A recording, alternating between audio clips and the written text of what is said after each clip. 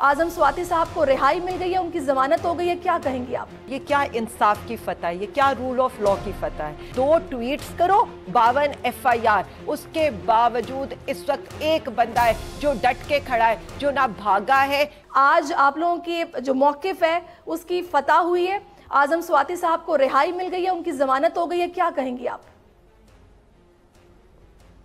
बिस्मिल्लाहिर्रहमानिर्रहीम। Thank you सेरे। सबसे पहले तो मैं ये कहूँगी कि आजम स्वाति साहब को ये क्या इंसाफ की फतह है, ये क्या रूल ऑफ लॉ की फतह है।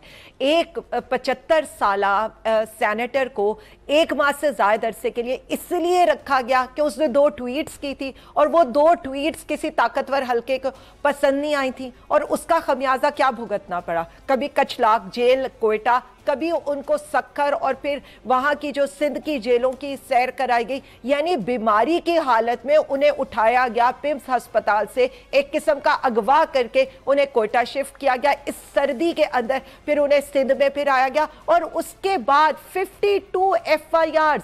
कभी ये सुना है इस मुल्क के अंदर कि एक चीज के ऊपर यानी 2 ट्वीट्स करने के ऊपर सुप्रीम कोर्ट का ऑर्डर है कि कभी ऐसा नहीं हो सकता कि आप एक चीज के ऊपर 1 से ज्यादा FIR करेंगे। यहाँ पर तो 52 FIRs हैं। मुझे तो ये खौफ आ रहा है कि अभी तक उनकी जो वो डॉक्यूमेंट्स है वो हैंड ओवर ही किए गए, किसी और केस के अंदर उन्हें अंदर ना कर दिया जाए। हम तो दुआ करें कि वो खैर आफियत से अपनी फैमिली के पास पहुंचे। जो उनके साथ जो डर आपको है, मैं इसकी बुनियादी वजह जानना चाह रही हूँ। आपको क्या समझ आ रही है, वो कौन सी रेड लाइन है जो कि स्वाति साहब ने क्रॉस की है और इनको मौका मिल गया है और ये सब कुछ उनके साथ किया जा रहा है? मैसेज क्या देने की कोशिश की जा रही है?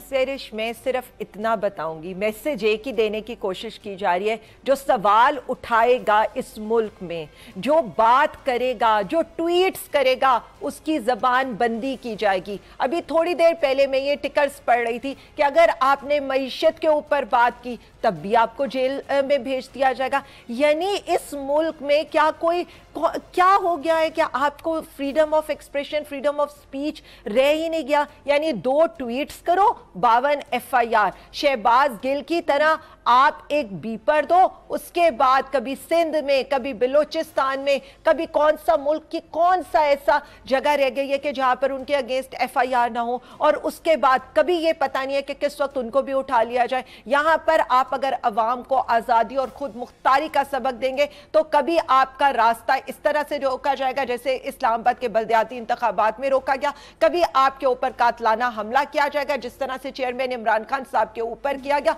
और उनकी पूरी तहरीक को खराब करने की कोशिश की गई। ये तो वो रब की जात है कि जो खान साहब को, जिसे कहते हैं ना, जिसे अल्लाह रखे उसे कौन चखे, कि रब की जात है जो चेयरमैन इमरान खान साहब को बचा के बैठी है। नहीं तो आप ये देखें 25 FIR, हर तरह की नाअहली, हर तरह की तौहीन इन्होंने उन पर लगाने की कोशिश की है। उसके बावजूद इस वक्त एक बंदा है जो डट के खड़ा है, जो ना भागा है ना कोई और बहाना बनाया है। गोलियां भी लगी तो बाहर आकर अपनी अवाम का जोश गरमाते हुए उन्होंने मुक्का लहराया। पेश करता हूं।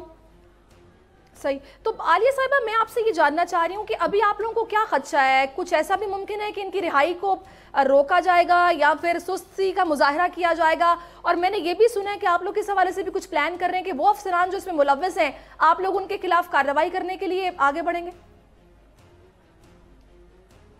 देखिए, मैं सिर्फ इतना समझती हूँ कि अब जो हालात इस वक्त आ गए हैं इस मुल्क में और जिस तरह से इदारों और अवाम के दरमियान डिस्टेंस हो गए हैं, अब इस चीज़ को ख़त्म होना चाहिए। ये कोई ऐसी चीज़ नहीं है, कोई इनमें से मुल्क दुश्मन नहीं है।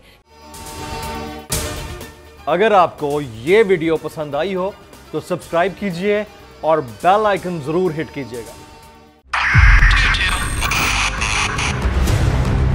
2022 बहुत सारे तोहफे भी देके गया पाकिस्तान की आवाम को। पाकिस्तान की आवाम को एक तोहफा ये दिया कि आवाम को पता चल गया कि पाकिस्तान का मीडिया क्या है। हक और सच का सफर साल 2022 में बोल रहा नंबर 1। हमने बहुत सारे शोज और ट्रांसमिशंस की, पूरा साल मुसलसल जदोजहद में निकल गया कि ये वोट ऑफ कॉन्फिडेंस के पीछे कौन लोग थे। तोड़े रेटिंग के सभी रिकॉर्ड। एंकर्स ने भी आवाम में सबसे ज्यादा मकबूलियत पाई